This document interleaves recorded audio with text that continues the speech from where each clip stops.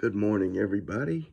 Today we're going to look at Psalm chapter 81. Chapter 81 uh, of Psalm. We're going to look at a couple of verses.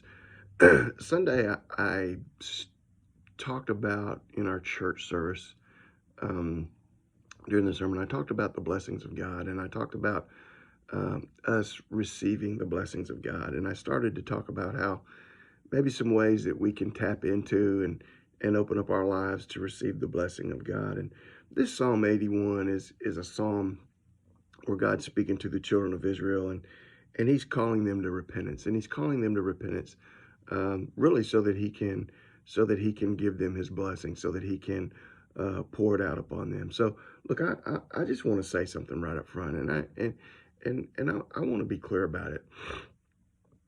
So when we think about and when we talk about the blessings of God, and we quote all those verses about everything that God does for his people, I really want to be clear that if you are not seeking to follow God, and if you don't really care about whether or not God's at work in your life, then quite honestly, you really don't have the right to claim those blessings. And you really don't have the right to claim those promises. I mean, I guess you have the right, but I guess what I'm saying is don't expect anything. I mean, that's not the way God works. And so that's kind of what he says in this psalm here. I guess let me start with the bad part first. It's verse 11 and 12.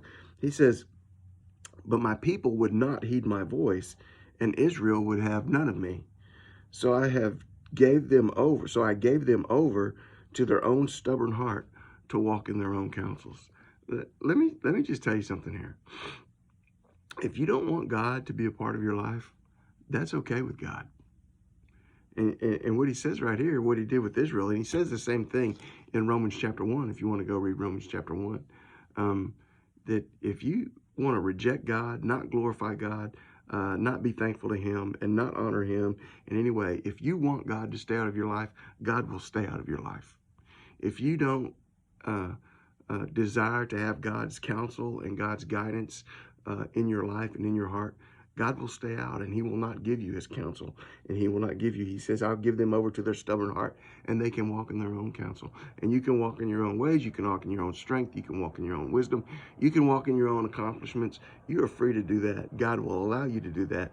In fact, if you continue to reject God, he is going to just see that happens. But on the verses before that, he says, "Hear, O my people, and I will admonish you. O Israel, if you will listen to me, then there will be no foreign God among you, nor shall you worship any foreign God. I am the Lord your God, who brought you out of the land of Egypt. Open your mouth, and I will fill it." And I like that little imagery of, he says, listen, I'm the one who delivered you. If you'll just follow me, there won't be any foreign gods among you. If you will just listen to me, not worship any foreign gods, then I'm going to be the Lord your God. I'm going to be the Lord your God. I'm the one who brought you out of Egypt. He's saying, I'm the one who's delivered you. I'm the one who's made you a part of my family. And he says, open your mouth and I will fill it.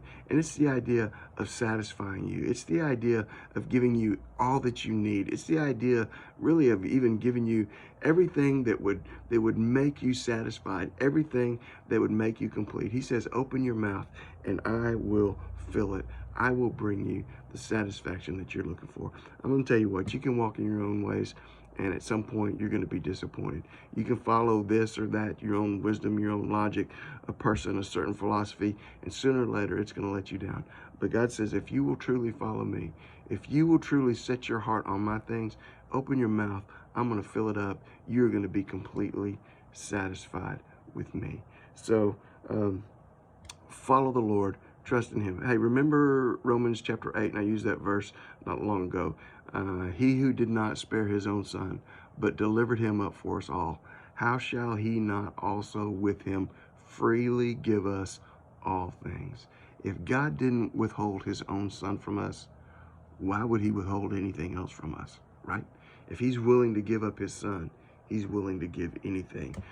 So listen, just follow him, trust in him, lean on him, open your mouth, and let him fill it up. God bless you guys. Get out there, faith today.